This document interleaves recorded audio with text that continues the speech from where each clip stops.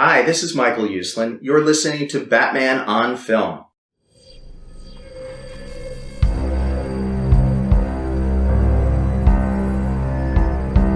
I'm vengeance. I have given a name to my pain.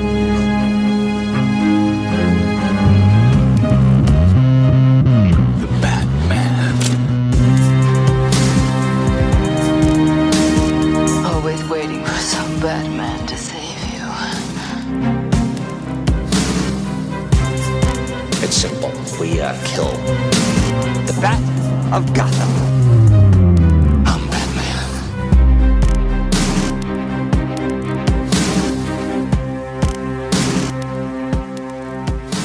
Welcome to the social hour of Batman on Film podcast. I am the founder of Batman on Film, Bill Ramey, and this is episode number 139. Let's ride. Pete Verra, and who's riding? You know who's riding high right now? The Texas Rangers. There you go. That's it. So Texas you're going with the Rangers. Rangers. That's who you're going with the World Series? Oh, yeah. All right. Yeah. Right on. If you didn't know, I'm from Texas. I thought you were from Minnesota. Sorry. Oh, no. I'm not from Minnesota. No. Now it's a Rachel is. Okay. That's a Rachel is. But I get you guys confused. I forget who started the web TV thing. She's all in on the Rangers too. So yeah, it was exciting times last night as they won Game 1 of the World Series with a What time walk-off did that end homer. for you? What was that? 11 and 12, something like that. That's late for you. That's late. Oh, yeah, it was late. I've watched seriously this season, and I know you like to take credit for making me a baseball fan, quote unquote. I am a sports fan. I followed the Rangers. I go to Rangers games, but this year I was all in. I've watched probably 80% of the regular season games. There you go. 75, 80. And then I've been through the playoffs. So yeah, here we go.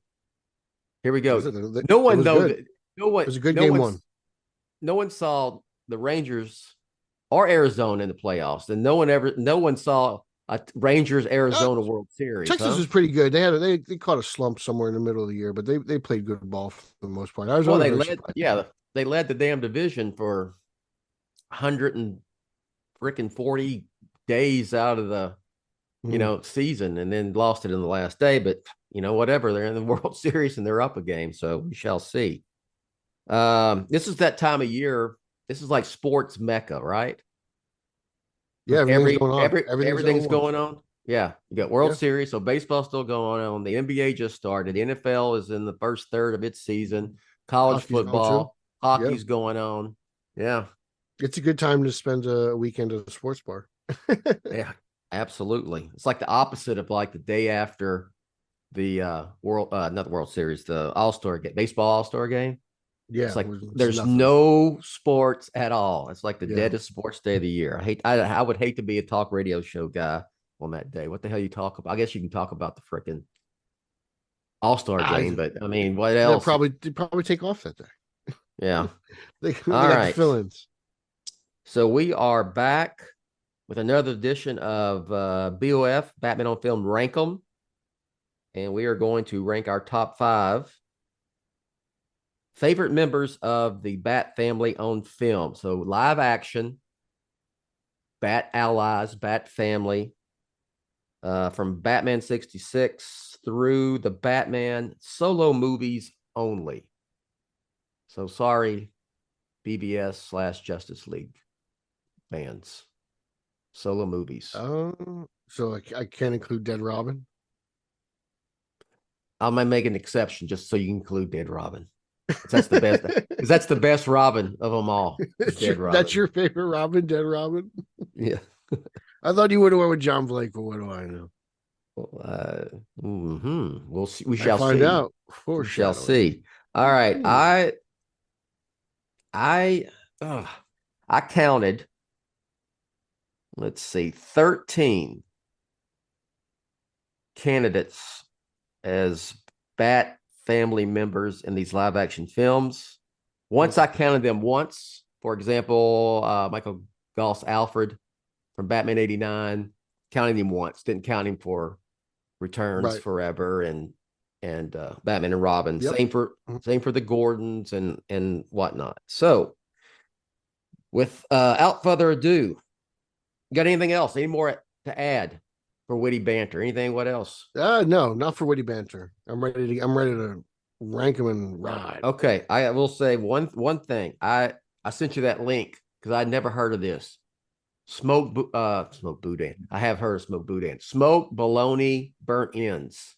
Yeah, I have heard of it. A lot of people like it. A lot of people. There's a lot of ways to smoke bologna. Apparently, I'm going to make it this today. Actually, today. I've never made it myself. I've made smoked bologna. I've smoked some hot dogs. Comes out good. Yeah, so I'm gonna do it. You dice them up, rub them with mustard and black pepper. You smoke them, take them out, stir it up, barbecue sauce, stir it up, cover it with foil, put it back in, let it go for another 20 minutes or 30 minutes and take them out. Supposed to be good. I'm gonna give it a go. Burn ends are good. However you make them, they're usually very good. The brisket burn ends. You've done pork that? Belly I have. You ever pork belly burn ends? I haven't. I had the brisket. Oh, pork Texas. I would have bet. Pork belly's a game changer in all aspects. Yeah. All right. Let's move from barbecue to Batman. All right, number 5. Who you got?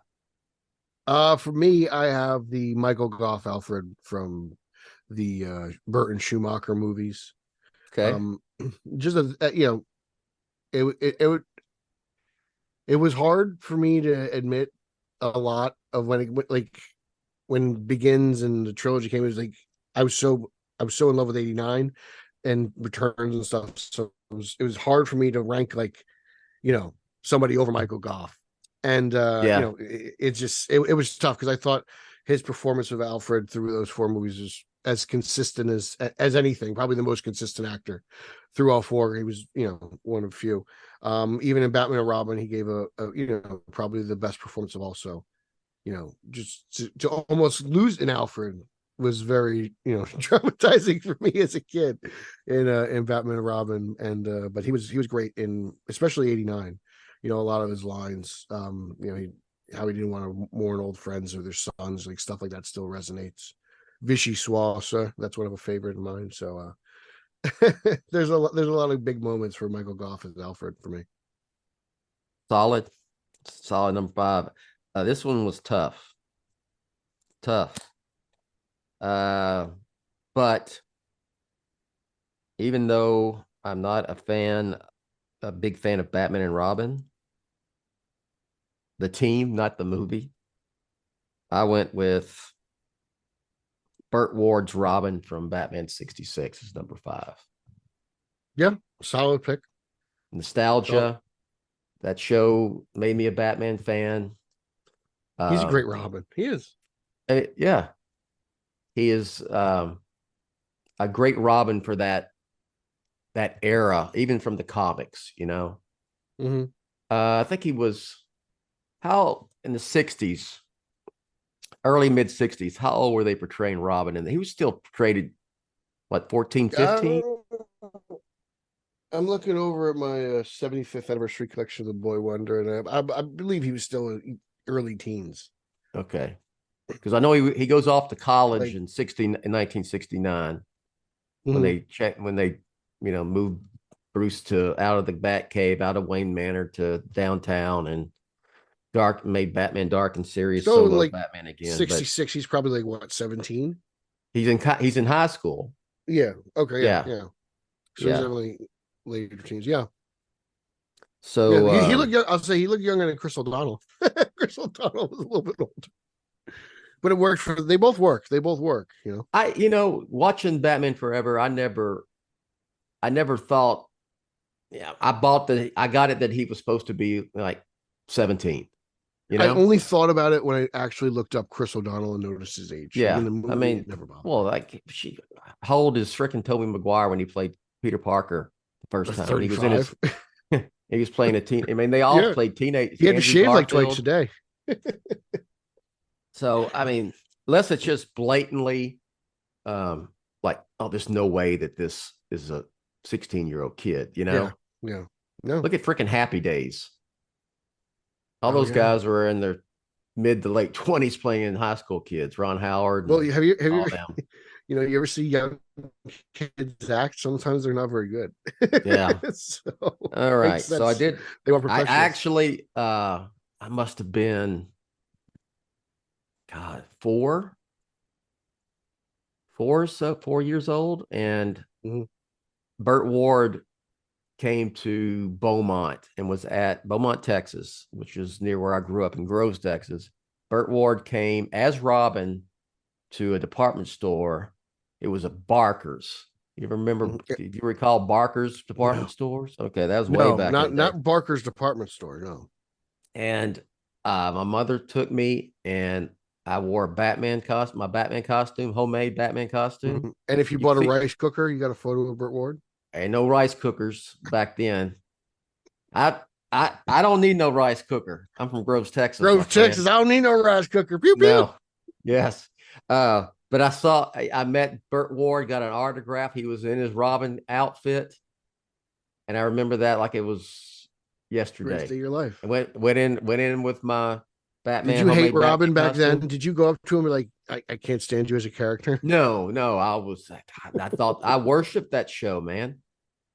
Worshipped. That was, it made me a Batman fan. Come on. So yeah, I didn't get into, it was a few years later. I it's when I started getting serious about reading Batman comics was early 70s. And, like I just mentioned, 1969, I forget what issue it is. I should know. I got it on the wall here somewhere. Right here. Batman 2. What is it? Damn numbers cut off. I can't see it. It's when he tells Alfred, "I'm lock up the Bat Cave forever." Mm-hmm. You know that one. Yeah. And that's the one that they sent Robin off to Gotham University, and Batman moved out of Wayne Manor and was set up downtown, and they went back to the dark and solo Creature of the Night Batman. So anyway, good old Neil Adams. those were the ones I read, and then Batman was always solo Batman. So that's where my sensibilities of Batman that remain today were formed. Okay, number 4. Number 4 for me is Robin 66. Okay. Burt Ward. Big fan of, as you know, I'm a big Robin guy myself, so it's hard not to include him. I think it's weird how I think he's even lowly ranked, but like if you look at my top 3, you'll understand it. But yeah, no, just the adventures of Batman and Robin. I still think that version of Robin, it works in that show. It reminds me of those old comics. Like I said, I have like old trades and hardcovers of old Robin issues from back in the day. So like, Robin was a lot simpler back then. Yeah, like I don't know. There's something about Burt Ward's performance that really kind of transcends time, even though that version of Batman's very campy.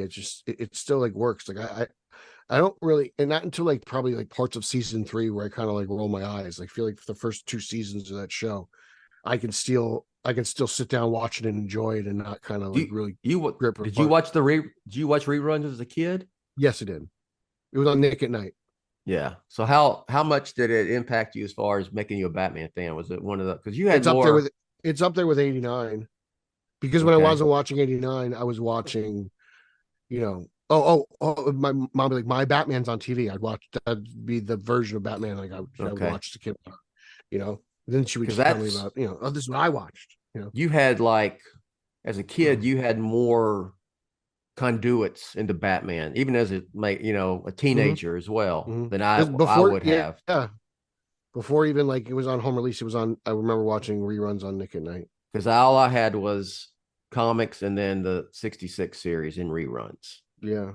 There was no animation. There was no animation until late, a little bit later. They had the BTAS is a big part of it too, Yeah, because I had that first animated series, The Adventures of Batman and Batman and Robin, the Boy Wonder. Like I didn't get into Batman comics until I was really starting to make my own money. You have to buy Okay. them, like I can Yeah. watch TV, like it doesn't cost me anything. It costs my parents the cable bill. Me personally, it doesn't cost me anything. I sit down and turn it on, but like comic books, you have to go out and physically buy. And then to be honest, it was harder to find comics back then when I was a kid, because I also don't have any way to travel very far. So if it's not really at the corner store, I was kind of, up Schitt's Creek. That's where I got mine, corner store off that spinner rack. I'd ride my bike. Mm-hmm. There were very few And there. yeah. It was a Sunny Mart that had them, and it was within walking distance. But yeah, no, it was definitely 89, BTAS, and 66 were the Yeah. main influences. I wondered because, I would say there's a lot of Batman fans your generation, around your generation at your age, that are like, don't like the 66 series because I went through a phase where I didn't like it. Yeah. I went through a phase. It was like, Well, it's so dark and serious.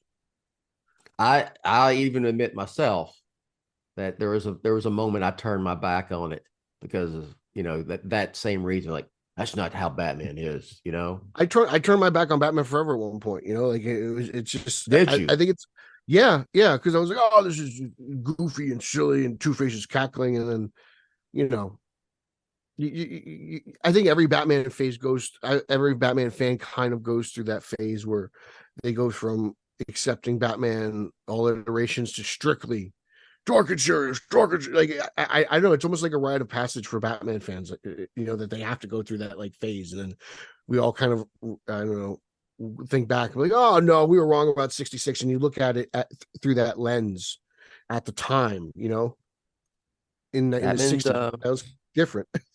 Batman is a very malleable character. Mm-hmm. And I think that's something that helped me, was also like being eclectic in music. Like I appreciate different genres of music, different eras of music. Like I feel like something like that kind of goes in hand with Batman, because like he's almost, there's different eras of Batman, right? You could almost say there's different genres of Batman, right? Yes. So I feel like it kind of like, if you kind of are eclectic in music and stuff like that, or you like things that have like a wide range, that's, you can really get into like comic book characters, because the eras and the lore. I was listening to y'all's Straight Outta Gotham, the latest episode. Thank you. And this is reminding me, just talking about how, the different versions of Batman, and y'all were talking about Superman. And I got to thinking, Superman is tough. It's tough to do in live action, meant for general audience, because Superman just isn't like Batman as far as terms of different versions being accepted. Batman has so many different, he's such a like I said, malleable character that it's hard with Superman. He's not very changeable as far as versions. And then it seems like the Boy Scout version is the preferred version. Yeah, and then there's a conundrum there. You get into trying to do something different, and then it's too different that people complain about it or don't like it, whether it be Man of Steel, which I've said I borderline love, Henry, the kind of make him a darker, brooding, morose type character, certainly not the Christopher Reeve version. And then there's other, like there's been takes that never were made into live action that J.J. Abrams and recently, y'all talked about Matthew Vaughn, and his take was, I didn't, it was just, it seemed to me that you could try to do something different and people won't accept it, but then you're damned if you do, you're damned if you don't. You do classic Superman, a la Christopher Reeve, Richard Donner, Superman the movie, 1978, and then that's old. That's not fresh. We've seen this before with Donner and Reeve. I mean, it's just, he's in this just little conundrum of a spot. So anyway, it got me thinking. That was a good podcast, and made me think about, because I've talked about, people say, why is it so hard with Superman? Well, I think that's one of the reasons. It's crazy because Superman Legacy's got to do well. It's got to. I hope it does. I'm gonna get on that tangent. All right, number 4 for me. Well, it's a Robin. Hey, y'all, it's Bill Ramey, founder of Batman on Film. Let's take a quick pause in this podcast for these words from our sponsor. Went back and forth which one I was going to pick. And I had to go with tough. This one's Drum tough roll, one, please. Pete. This one's tough. Controversial. He's actually sweating here. You guys can't see it, but he's sweating. I'm gonna go. I had to go with, at the end of the day, I had to go with John Blake Robin from The Dark Knight Rises. Oh, you saw it coming, didn't you? I saw it a mile away. Oh, over I do. over Chris O'Donnell from Batman Forever. Almost could make him a tie. You're such a Nolanite. I am a Nolanite. I am a straight up Nolanite. Proud one. I liked the Nolan twist on Robin to make that character fit in his world. And I was actually at the end, even though I go back and watch Rises, and after I saw it the first time, I go back and I go, okay, you can kind of see it coming. But when, he's in Bruce's will and he goes to pick up whatever he left him, and she says, you should use your real name. I like it, Robin. I went, oh, Chris Nolan, you sneaky devil. So yeah, it's interesting.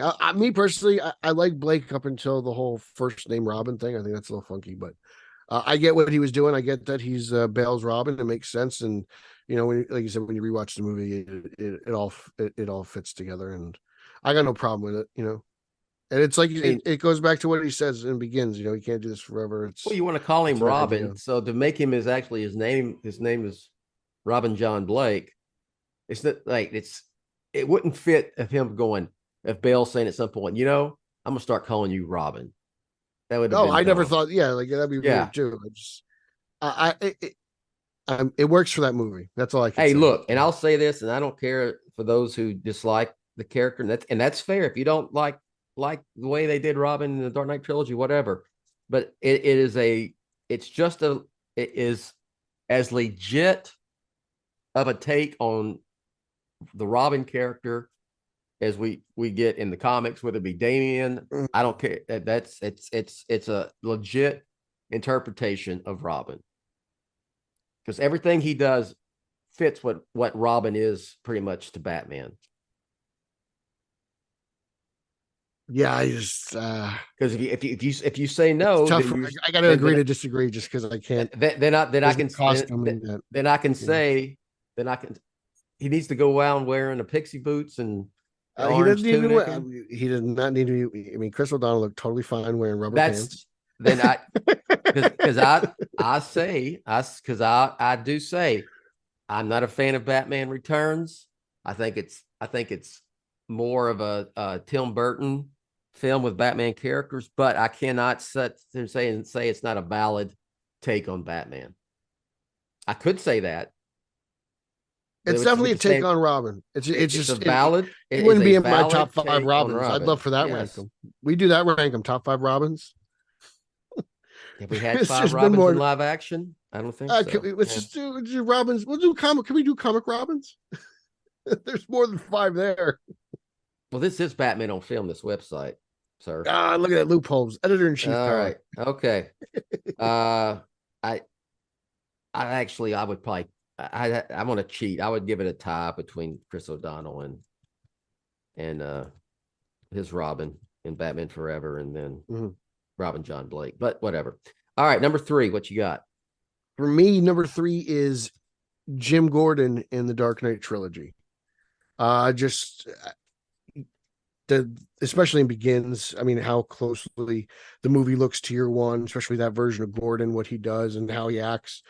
And just the companionship with Batman, to be honest, that we've never seen before on film. I mean, as good as Pat Hingle was in '89, Returns and everything else after that was kind of a joke, especially with him running around in his pajamas and Forever.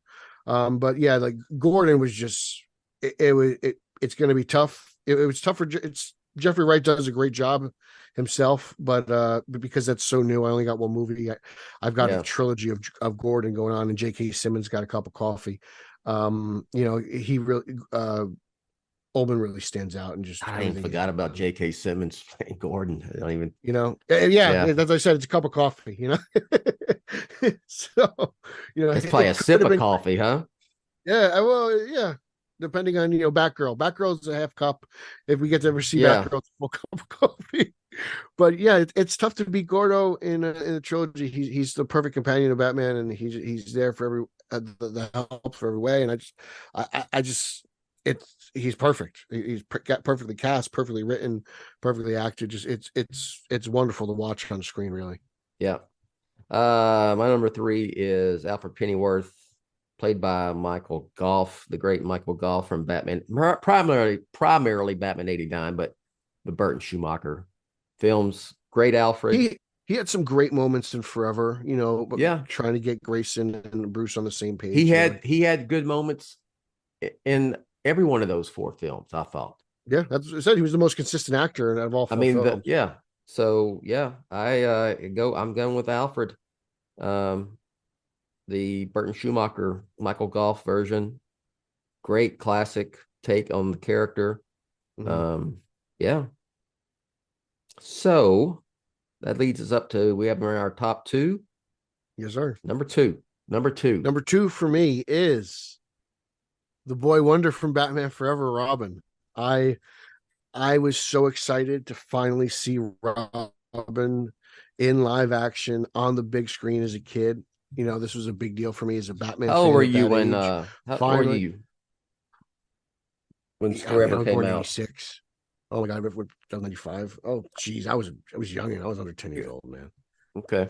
So that was right in your wheelhouse then. Yeah. So you get Batman and Robin together, and it's still carried with me to this day. I love Batman and Robin, specifically Dick Grayson Robin. I thought the origin was well done for how they had adapted in the film. It didn't, at the time, Two-Face killing them didn't bother me. It still doesn't really bother me. And I kind of saw the parallels between that and like 89, right? Like, oh wow, like the Joker killed Batman's parents, so now Two-Face is like, so like stuff like that as a kid I noticed. And I thought Chris O'Donnell did a hell of a job, even in Batman and Robin. I don't think he's one of the issues of that film. It's probably one of the highlights, actually. And he's overall, I just think he knew what he was doing. I don't think it was a bad casting decision at all. I know that, probably in another world, there's a Leonardo DiCaprio Robin that everyone fell in love with, right? Like he was up for the role at one point. So it was a huge part of Hollywood, that casting search for Christian Robin Bale in 94. Was also up for that. He auditioned as well, didn't he? Yeah. So it was a big time role. And I like O'Donnell. I'm glad he got a chance to do it. And I like the outfit. And I think it's pretty cool. He gets to drive the Batboat in this scene. So I will say that I think that the way they did Robin in Batman Forever was done really well. Yeah. I think the character's age being 17 is the right age if you want to go with a Robin in live action. I thought Chris O'Donnell was really good. Like I said, I'm basically having a tie at number 4 with Robin John Blake from Dark Knight Trilogy. Mm-hmm. Costume was really cool. Yeah, in terms of like comic book accurate costumes, they don't get much more accurate than Batman and Forever's Robin outfit, right? Yeah, and I like Holy Rusted Metal Batman. I like that line in the movie. I do too, as a fan of 66, yes. It is, to me, it's no different. It's a nod to, Batman history, just like in Superman 78 when Christopher Reeve's phone booth, when Christopher Reeve's Clark Kent looks at that 70s version of the phone booth. Are there any? There are not any phone booths anymore. They're not even pay phones anymore, Bill. Yeah, I didn't think so. Not even pay phones. What I love about the Holy Rusted Metal Batman scene is actually Batman's Kilmer goes, huh? Like he didn't. It's like, what did you just say? But I thought it was clever. It's full of holes, holy. Yeah. So I'm with you. It was a good take on Robin. My number 2 is Commissioner Gordon, as played by Gary Oldman in the Dark Knight trilogy. Yeah. It was great. He's great. Great. He's amazing. It was great. I mean, I remember that first publicity still I saw of him as Gordon for Batman Begins, posting it on Batman on film, and I was like, it's like he's just ripped straight out of frickin' year one, you know? Yeah, that was. Except for the red hair, you know. But I believe wasn't it also the first time Gary Oldman played like a hero? Like he usually plays villains. Like he's not usually up for the hero. I think role. he had talked to, I think Nolan brought him in to talk about Ra's al Ghul, and he was kind of like, we're kind of overplaying villains, you know, and ended up with Gordon. So he was originally going to play the Liam Neeson Ra's. I don't know if he would have ended up getting the role, but he was considered. That's how he got in the mix, and then ended up being Gordon. Yeah. I mean, he's great in every one of those films, every single damn one of them. Yeah. I love the scene when Batman or Bruce Wayne in disguise goes and sees him in the hospital and Dark Knight Rises, you know. Yeah. No, that's great. I mean, there's so many good. Again, we were in this together, and then you were gone. What have you lost? What if you no longer exist? Begins with the coat and the kid. That's great. That whole scene's wonderful. Yeah. I always liked it when he rushed into Loeb's office trying to save him from drinking that drink. You know, I don't know why that scene. And then, you know, again, he's masterful at the end of Dark Knight, you know, basically begging for the life of his child. Yeah. Like, Oldman crushed that part. Like, you know, like, I believed him. Yeah. I believed him. And I like Gary Oldman. He was cool. He was nice to me. I met him during the Dark Knight presser, and I did a roundtable with him with other people. And then when I got up to leave, because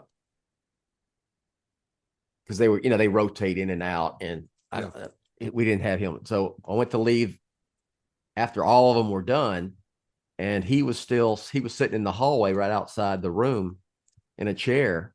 And I just said, "Hey, Mr. Oldman, I'm Bill Ramey. I run Batman on Film, and I just want to let you know that, you know, that scene at the end, your speech at the end of the Dark Knight, you know, Silent Guardian, Watchful Protector, Dark Knight, said it's awesome and moved me." And he goes, "Well, do you want to know what my favorite scene in the Dark Knight is?" I said, "Yes." And he said it was the meeting between him and Aaron Eckhart's Harvey in the office, when they kind of I hear you got a good recruited each other in a way, you know. So that was his favorite scene in the Dark Knight as Alfred. I mean, as Gordon. It's got one of my favorite. Like, I love it when he goes, "I do the best with what I can with what I have." Like, I love that line. Like, the way I love how Oldman does an American accent. So, like, it's sometimes like just certain sentences that he speaks really stands out to me. You know, like I kind of dig that. So there's a lot of little quirks there, but yeah, no, Oldman's amazing. Like, how good, he's great. Watching him, he sold me as Gordon 100%, to where I don't even see him when I watch the Dark Knight trilogy to this day. He's Gordon. That's it. Yeah,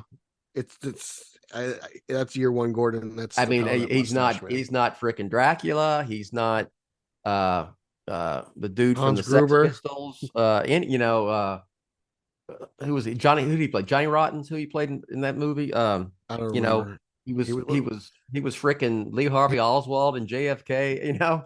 He was also, he played who's the bad doctor in Lost in Space? Oh yeah. He was in the movie version of that. Yeah. So he's just Gordon, you know? Yeah. He's Gordon. One last note. I got the role of him. Dark Knight press visit, when he did his interview with us, he was in full Gordon attire. full Gordon. Okay. Glasses, the suit. Like he just walk off set? He was Or soon just as he wore the finished. outfit? No, soon as he had been earlier. He had filmed during the day. You know when they the vault scene with Batman. Yes. He filmed that, Mhm. and then he filmed the scene where him and Ramirez are walking around in the bank. Mhm. Okay, so that was earlier. Then he came in. This was the last interview. He came in. It was nighttime by that time, and he was going to film a scene right after that. So that's why he was he was Gordon. So he was filming the scene where when he runs up the bank. Mhm. Okay, that's what they filmed. We actually went outside and stood, and we were in like part of the crowd that was there. So it felt like you were talking to Jim Gordon more than did Gary Oldman. So it's like you're asking him questions, and you're going, I'm having an interview with Commissioner Gordon, And that was, That's the great. whole thing when Yeah. asking about Heath, and I've told this story. He pointed at that first image we ever saw, up close of Heath Ledger Yes, as a Joker. And he said, that kid is doing something special, is going to blow people away. Paraphrasing. He was right. So that's part of the little trip down memory lane, Batman on film memory lane. But yeah, he's my number 2. Gary Oldman, Commissioner Gordon, Dark Knight trilogy. All right. Number one. Let's ride. Number one for me is Alfred, played by Michael Caine in the trilogy. Just the voice of reason, always with a great one-liner at a great moment in the movie to kind of break the tension. But yeah, just Bruce's family, his confidant, his just his right wing. It was very tough to rank Michael Caine over Michael Goff, but I mean, just the completion of the trilogy and that arc for Alfred, I just think it was done just slightly better, slightly better when it came to the end, and just again, he's another one who just sold magical moments, like when he quit on Batman. Yeah, that's one that stands out to me. Obviously, when he thinks he's I failed you at the grave. Mm-hmm. But even something as just if you're taking out the rolls, just make sure you fill it up with a full tank, like things like that. Like that's just Alfred with me. He's more than a butler. He's able to give it to Bruce when he needs it, and it's gonna again. I want to see more from Andy Serkis. I want to see where hopefully he can crack this list. But there wasn't nearly enough in the Batman for him to make that list. Yeah. Especially considering the other two. So, and no disrespect to Jeremy Irons as well, but he kind of falls in line with the J.K. Simmons of the world there. Yeah, and that was not in solo film, so yeah. My number 1 is Michael Caine's Alfred from the Dark Knight trilogy for all the reasons you said. Here. For all of the reasons you said, I agree 100%. I mean, it's hard. Who's the second most important character in the Dark Knight trilogy after Bruce Wayne? Is it Alfred or Gordon? That's tough, huh? Yeah, that's real tough. You can even almost throw Lucius in there. I counted Lucius. Lucius is a big part. I counted Lucius. Yeah, I thought about. I mean, Lucius is a big part. He's right outside my top 5 for sure. That was He's probably 6, to be honest with you. Yeah, that was great. I hope that I'd like to see Lucius Fox in the Batman saga. Mm-hmm. I just don't want them to go the route of him being the guy that makes all of Batman's cool stuff. I like how I like how Bruce Wayne in the Batman makes it all himself. I'm with you on that. There's a place for Lucius because someone's got to be running Wayne Enterprises. And in my fandom, I imagine Lucius is kind of handling the day-to-day. I also envision kind of Wayne Enterprises isn't in a good state because Bruce isn't paying attention to it. Yes. So I think there's kind of a storyline there that can be. Well, isn't there an open? Bring Lucius in. Shouldn't there be an opening in the Batman Part 2 for that? Since now he probably, he's had this reckoning. He's had this epiphany at the end of the Batman. I think the epiphany is not only just for Batman, but for Bruce Wayne as well. We see him with, when he's in the the hospital, wasn't in a hotel, hospital with Alfred, and he kind of realizes even, Bruce needs to do more as well. He does. Because Because it's at just the beginning Batman. of the movie, right? Like Yeah. Alfred kind of has the conversation. He's like, this doesn't matter. This matters. Like Yeah. it's it's a very layered movie. And Alfred, Alfred in the Batman mentions, I couldn't get the accountants. I had to get them to come here. Why are they coming here? Because I couldn't get you to go there. Yeah. And he's like not paying attention to Wayne Enterprises at all, and it's probably not in the best state it could be in. So yeah, there's a place I think there's an opening for that version of Lucius Fox to come in and be an ally, but an ally more to Bruce as a to Bruce in the Wayne Enterprises than to Batman. So because the comics kind of piggybacked off of the Dark Knight. Later on, Lucius was always involved with Wayne Enterprises, really, Yeah, but as far as making stuff, that was kind of a Nolan. Yeah, Nolan really took it to another level. That's the Bond. That's the Bond fan and Chris right there coming out. Yeah, that's Q. Having Q, yeah, absolutely. All right, so there you go. Question for you. I have an interesting one, and I think this applies. I think Vicky Vale, you can make a case for Vicky Vale on this list. Yeah. In 89, I think she's a big help to Batman kind of spreading the word about the Joker. And Vicky kind of acts as like a partner almost. She's her and Knox even to an extent kind of in the parade scene, right? So, I think Vicky does a good job being a little sidekick there in 89, even though she's head over heels for she can't figure it out if she's head over heels for Bruce or Batman. Is that is she's more than just damsel in distress. Yeah, she definitely is. A little bit more. There's still a little bit of the stereotypical from that, 80s, 90s, action movie vibe, action love interest. Because she's not on the level of, well, I was going to say like Zoe Kravitz as Catwoman in the Batman. We did not count Catwoman for anybody out there because historically, traditionally, Catwoman is considered part of Batman's rogues gallery, not part of the Batman family. I get.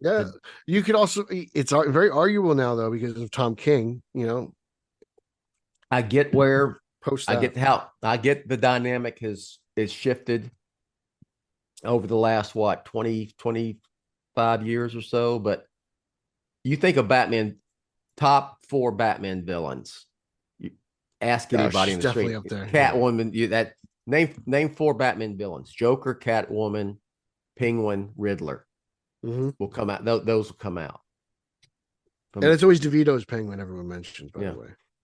Sure, they do. All right. Just so you know, I know sometimes you just, over the head. I would say, and this is, I'm not ball hashtag Black Goo. I would say that Burgess Meredith's Penguin is more well known than Danny DeVito's Penguin. I will agree with you. In the mainstream. As long as we're talking Penguin. Well, that's the power. That's what I'm saying. 66 still has that staying power. There's something about that show. That show is magic. It really is. It is. And I know a lot of people don't like it, but that show is the gateway drug to Batman fandom. You got it. I'm sorry, and I'll say this is a hot take. Watch out now. Twitter, here we go. Twitter, get ready for this. The gunslingers. If you are, even Michael Uslan has come around to the 66 series. I thought Mr. You still down on it. Okay, good. Yeah, he made up with Adam West. That they had some kind of and not like beef. The Holzman Nolan beef, but yeah. But Michael's story is that it was, Batman 66 spurred him to make the dark and serious Batman movie. The original incarnation is, they were laughing at Batman, but he gets the importance of that series, and If you are a Batman fan, you got to come to appreciate. If you don't appreciate Batman 66, I have a hard time calling you a Batman fan. Sorry. I think I gotta agree with you on that. I gotta agree. You don't have to Sorry. love it, but you I don't have gotta to love appreciate it. Yeah. Because without that show, we're probably not here right now. Well, absolutely. Without that show, I don't know if I'm a probably Batman fan. I don't know if Batman's still around. If without that show, to be honest, that's the damn truth. So, all right, that's going to do it. Anything else you want to add to this list? No, thoughts? I think Okay, I'll ask you one question, then we'll get out of here. What about I'm going to throw these out. You just give me your first thought. Batgirl, Batman, and Robin. Yeah, Barbara Okay. Wilson. Yeah. Commissioner Gordon from the 66 show and movie. Worthy. Chief O'Hara. Borderline. It's almost like Pat Hingle's Commissioner Gordon morphed into Chief O'Hara, you know? Yeah, O'Hara's good. He's okay. Let's see. Aunt Harriet. Would you count her? Aunt Harriet's an adversary because you have to hide your identity from her. Yeah. She can't find out. Figured it out. Yeah. She's more trouble than she's worth. Okay. All right. Just want to get some of these in here. Yeah, I'll go with you. Yeah, Lucius Fox for sure should be in there. I got him on the list too. All right. There you go. There's our top 5 and just a few thoughts, random thoughts. We got off on a few tangents, got through in some Superman talk in there and a little bit of Batman history and whatnot, as always. So, Pete, this is your favorite time of the episode when you get to plug. Yeah. You can follow me on social media. That's X and Instagram at Pete Illustrated. You can follow my podcast. I do it at Colesman, Straight to Gotham at straight_O_G on both X and Instagram. It's weird saying X. We have a Facebook group and a Facebook fan page. Consider joining both.